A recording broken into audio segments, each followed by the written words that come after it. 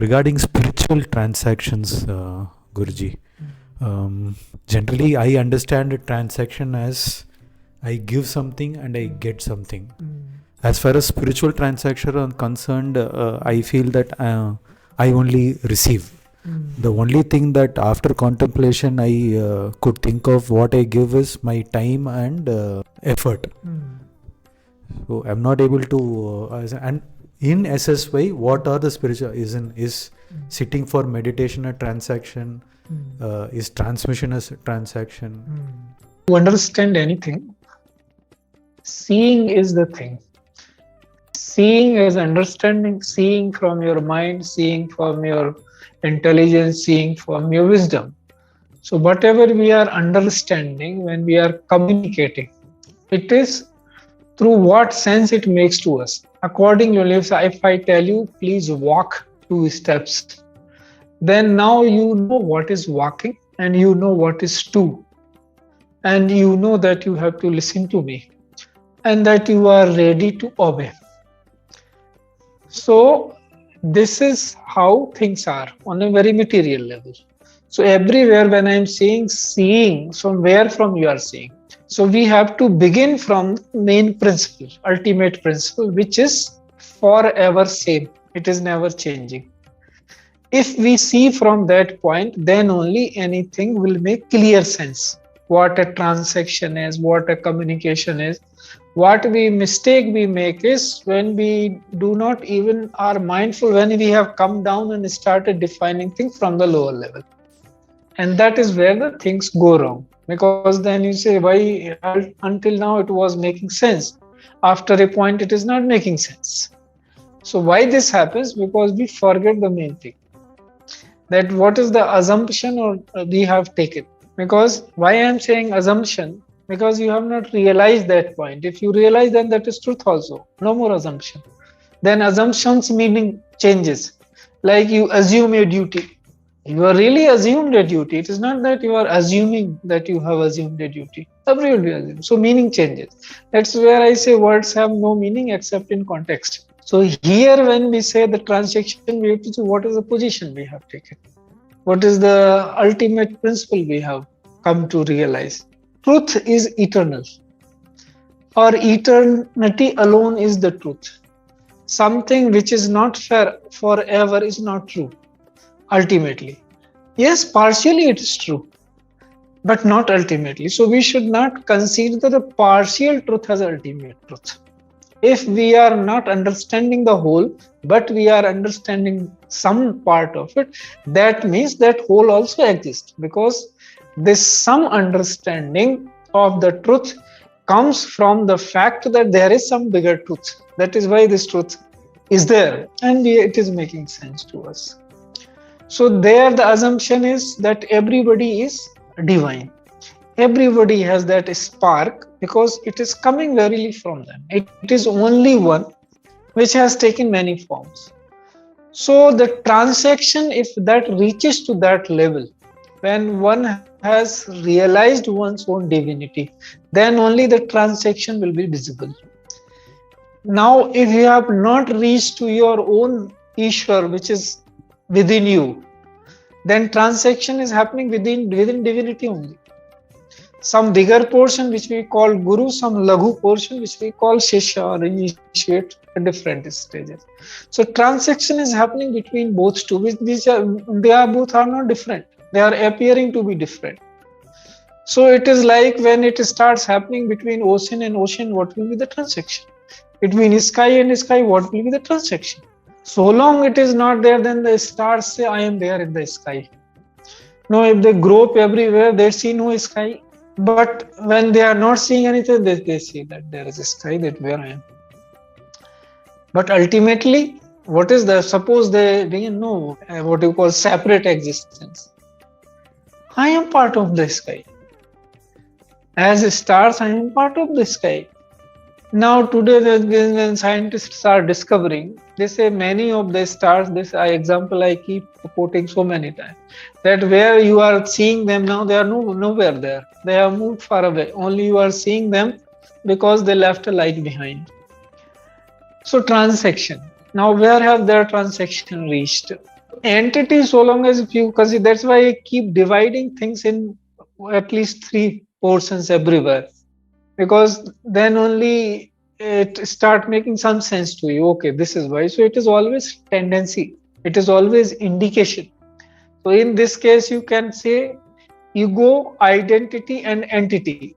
Three things are there. Suppose there is a transaction between ego and identity and entity. Three things are being. Entity, you consider the ultimate thing. There are no changes possible. It has reached to its ultimate stage. Identity means it has become almost like entity, but it has not become entity. It is keeping like deliberately its own existence also. That somebody, this we define as that some devotees, because ultimately it boils down to the devotion. Something can be known only when you go inside it. If you want to know the ocean, you go inside it. These are material examples. And material examples are never real. They are only indicating towards the tendency that this is how. Simile they are giving somewhat. So here entities like that star is almost knows very clearly that it is a sky only, but it says, no, I want to keep my starhood. I want to enjoy that sky. I don't want to become sky. So that is identity and entity. Any movement says, no, now enough. I want to be sky only. So you are a sky. You always were a sky, but you deliberately kept your starhood, that I am different from the sky. I am not. Earth can also say, I am no different from the sky. I am hanging in the sky only. In that sense, I become part of it. I do not know what are its dynamics. I have discovered few, that there is a called gravitational force. What is gravitational force? Say bind by each other. That is the gravitational force. Something which is bigger attracts the smaller. Binding force. But where from it is coming? No, not known. Why it is there? Not known. Nobody knows why gravity is there, despite everybody experiencing it. So if you look at anything minutely, either microscopically or telescopically, you will not know anything. You will just get lost into it. But in between, it keeps making you sense, because you are a material being. So materially things are making sense to you. If you become subtle, subtler things start making sense to you. Then that's why there the guidance is needed. Because that's why there are stages of realization. I say Chipt, Vichipt, Mood, Ekagra and Niruddha. 5 stages. Why? Because mood means you have become like idiot. You don't know anything now. That is a wise situation, not foolish situation. But it is considered like this because now you don't know between matter and spirit. What is matter and what is spirit? You have become so subtle. You have not knowing what is matter, what is non-matter, then definitely chances are that you will get lost. So you need guided, somebody who knows the whole, say, no, you come this side and this is the way. So if the transaction ultimately happening at that stage, that is the real transaction. Because the only bigger, the one who is encompassing the whole, that only can impart. How can entity which is small can impart? So that transaction is always one side. It is never two-sided spiritual transaction. That's this. If you ponder over it again and again, you will come to the conclusion that what can a star give to the sky? It will be foolish. It is because it doesn't know its dynamics, how the sky is operating. It's finding only its place, that I am here and this is how I am lit. So transaction, entity to identity. But service is other way around. That only some in the sky, if you say what is purpose it is serving, you don't know whether it exists or not.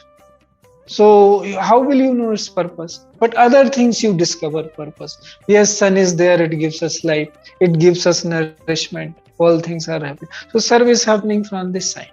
But real transaction is happening from the other side. So then you come, if you become little more gross, then ego sprouts. Ego means so long as you have desires, there is ego. It is the manifestation of desires which gives you the address that there is something called ego. Or so long as there is ego, there will be desires. So both way it is a verification or observation of the things, that how it is.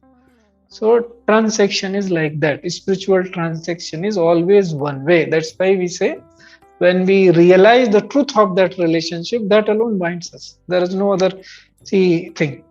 So from our side, it is devotion, commitment, truthfulness, all these things, which are tools to discover. If you look them minutely, we say them in very many ways, but ultimately they are tools to realize your divinity, which you are using. It is a technology in a way.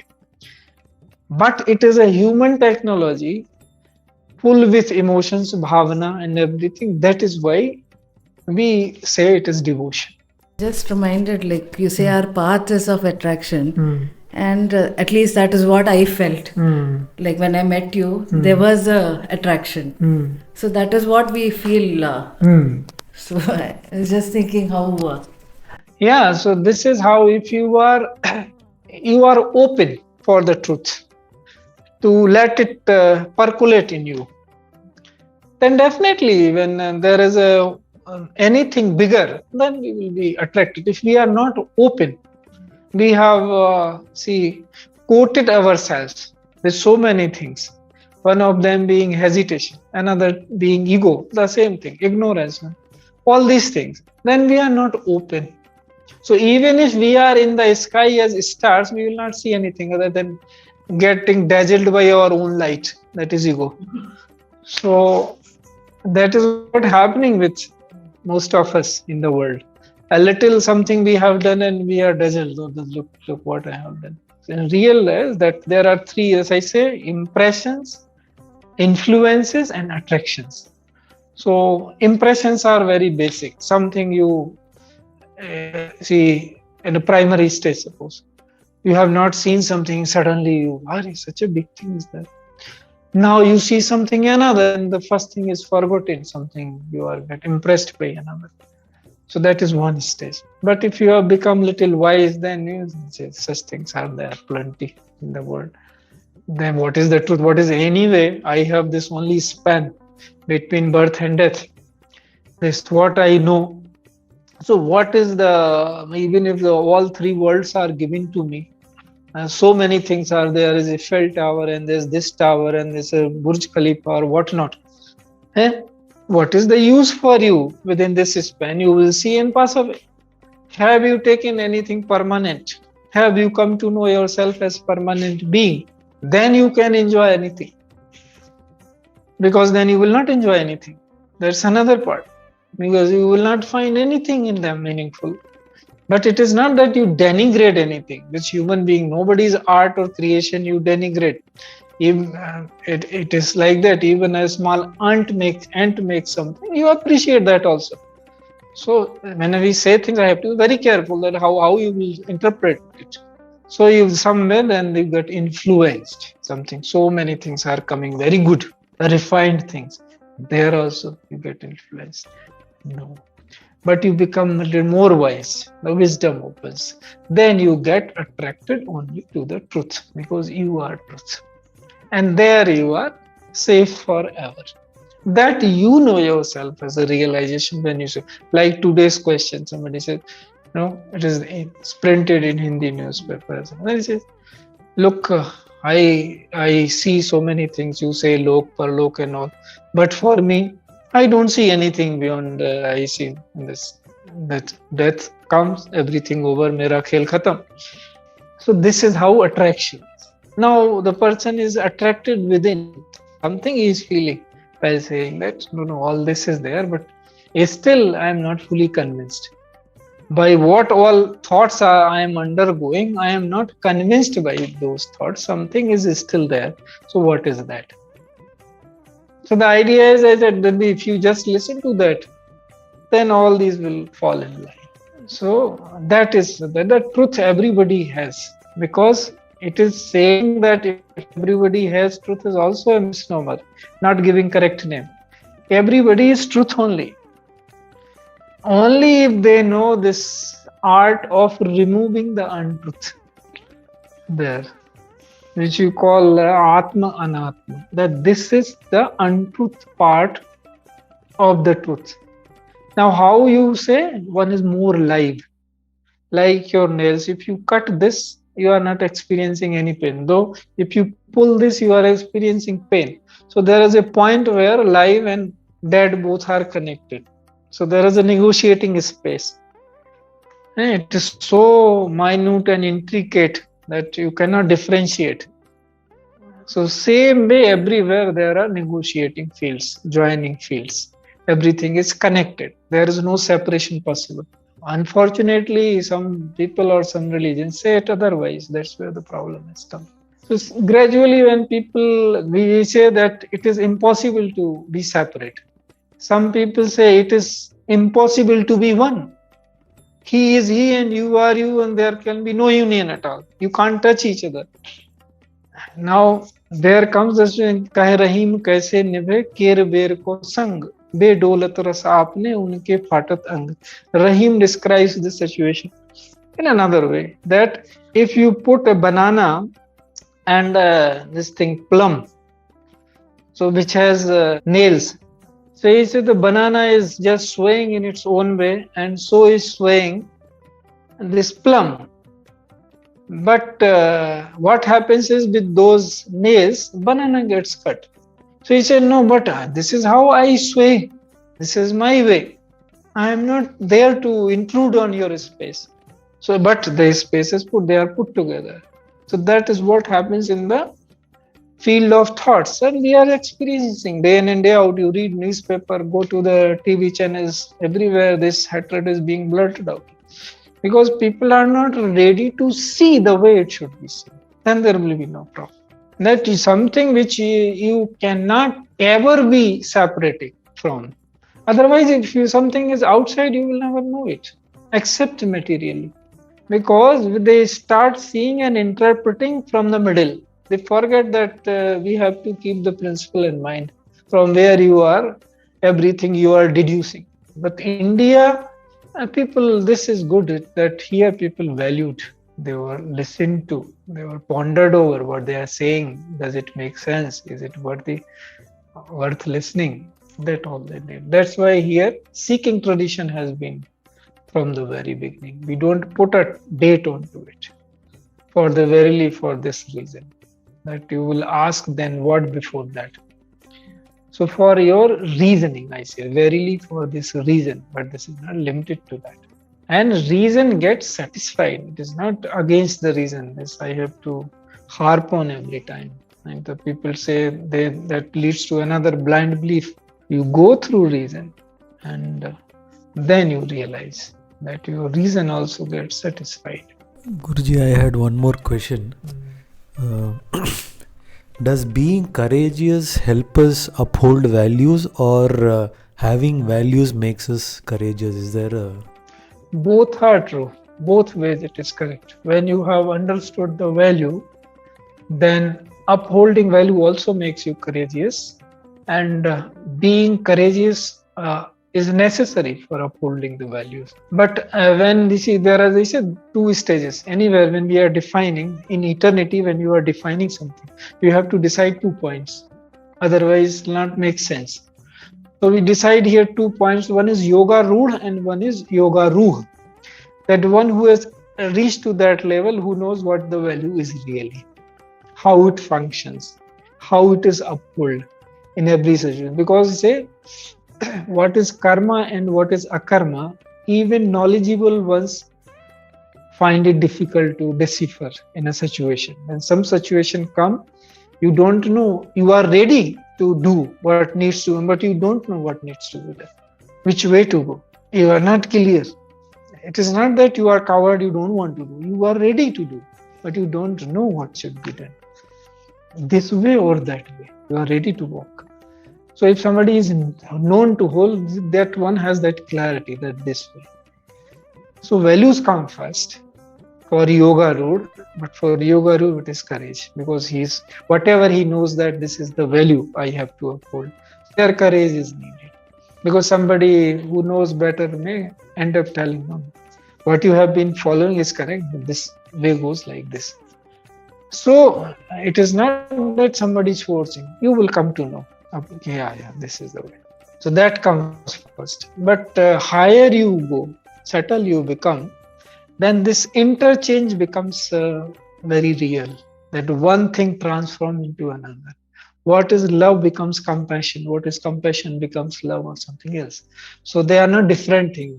More and more you move in subtlety, oneness is all facets keep becoming clearer and clearer. That what this real oneness is. There is only one thing only. It's the ultimate level. It's the one became many. Like that, attributes of that are also like that. All attributes will come and join together, same put. It's like clay at this grossest level, like, and you can design any toy from it. That way, higher you go, this is all the attributes are like that. They are only one, they take many forms. That's how. That's about values and courage also. That at some point in time, it is value that transform into courage, because you are upholding something valued. You find courage that this is the ultimate thing I can do. So courage becomes automatic. And sometimes you are courage. No, anyway I have to do this, and that puts a value to it. So the dradhata, that's what we call in Sanskrit, dradhata, determination. It is all about becoming more and more clear. Clarity, purity, correctness, as we say, the basics. Everywhere in nature, it operates in trinity. Three things will be there. Travanatmaka, this is how the nature is, Prakriti. Prakriti means, you understand in like this, like appearance. Prakriti, you consider in very simple words, what appearing to be there. Whatever is appearing to be there, in essence, it will be three things there. Sattva, Rajatam, like we say. So everywhere here we have defined these things: purity, clarity, correctness. Why? Perpetuate one another, or what you call inspire one another, or help one another, or transform into one another. That's how it is. So there is a very close unity within that trinity. More purity you have, more clarity will come. Then you will do the correct thing. But there is no such thing as correct, as I say. But in a given situation, you know this is correct. That's all. No movement is over. That dry thing is left behind, because that time it was correct. So what is again, there will be some principle, like a doctor, I keep saying, no, putting scissors, knife, she said, my intention is to save you. For that I'm cutting you. Very intricate. That's how the writers write stories. Very interesting. Right? If somebody is a villain and his life is under threat, what a doctor should do. First, should he make him alive and then kill him?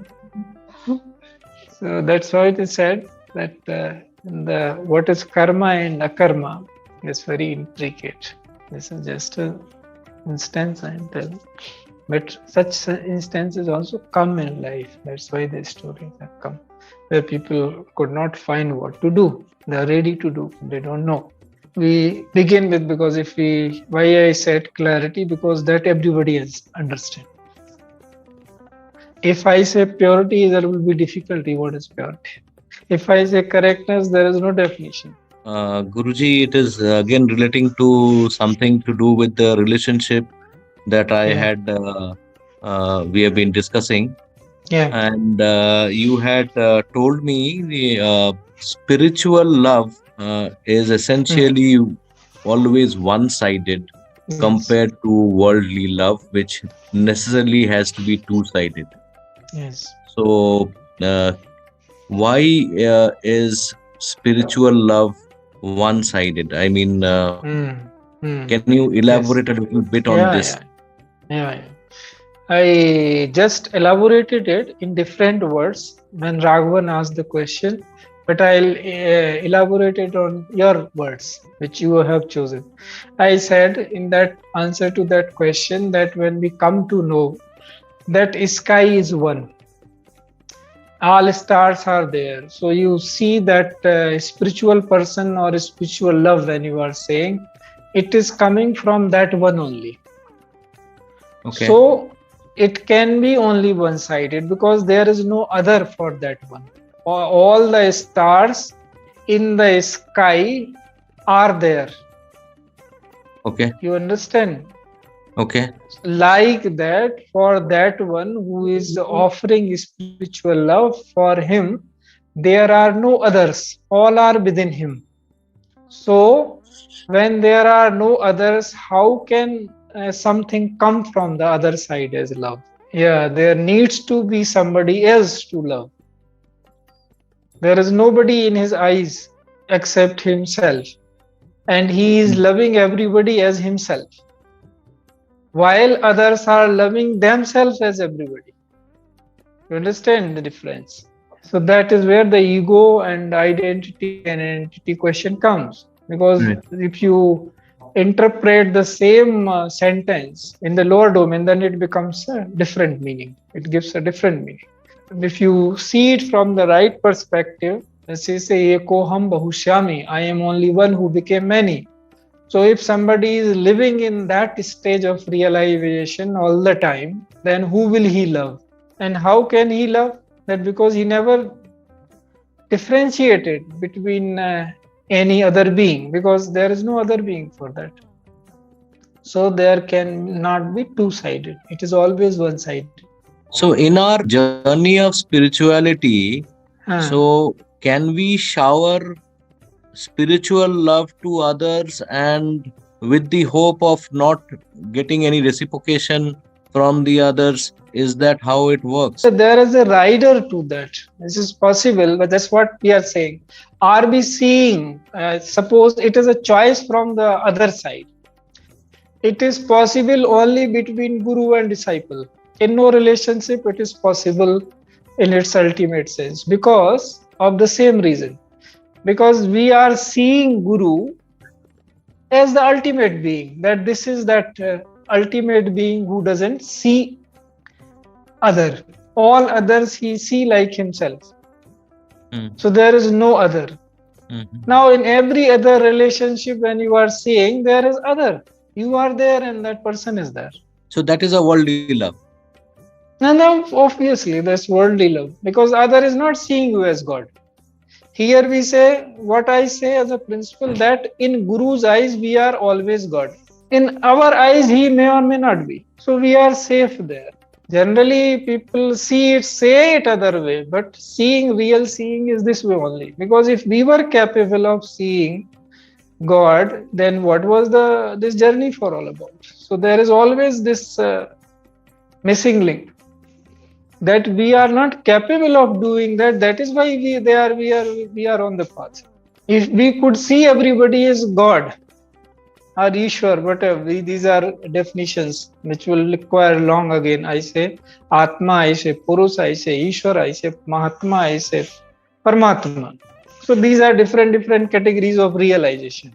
They have a particular definition, that why this definition is describing its characteristics, that how this stage, at this stage, how you feel spiritually. So if you know your body fully, then you are Atma, Purush. Now you know how this all function. That means now you know that there is no body. That means you are Purush. Now if you find yourself in every heart, that means you are Ishwar. Now if you find yourself all pervasive, that means now you are Paramatma. So these are stages of realization. So in this relationship, worldly relationship, it cannot happen, because they are very limited by your taking birth. That your birth defines them. Because you are born, so you are a mother, or you are a husband, wife, children, brother, sister. If you are not born, you are none. So if you have not seen yourself as none, how can you do this? But if you never come down from the position of being none, then you can see things as they really are. So you have saying you will have any anticipation. Who will you have anticipation? Then there is nobody else. You alone exist. Who will you have anticipation or anything? No. So we can't, when we can't live in that realization, so we should not put one thing into another. Yes, we should try to emulate it. That is another thing. That that's called, if you have become liberal, real liberal being means that now you have started aping spirituality. That divine is like that. Can I be in every relationship like that? Is it possible? To what extent I can do that? So onus is on to you. Because when you do anything, then you will have an expectation or anticipation that this should come from the other side. So one last question, Guruji, on this aspect, that clarity is required even in worldly relationships. Yes, as a thing, identification, because if it is not given at a certain extent, it is needed, it is necessary. Otherwise, anticipations will go wrong. So when it is told, because in honesty, what is the problem? You are not saying every day you need clarity, but every day we cannot have clarity. I cannot tell my mother I am your son. Bas, that's it. That's it. In between, you keep saying that, mother, I love you. Some days you say something is happening, some good food, see prepared, and you express yourself.